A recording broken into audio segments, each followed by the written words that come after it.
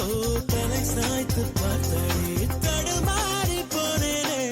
அவ்வொரு மாலை இளவெயில் நேரம் அழகான இலையுதிர் காலம் சற்று தொலைவிலே அவள் முகம் பார்த்தேன் அங்கே தொலைந்தவன் நானே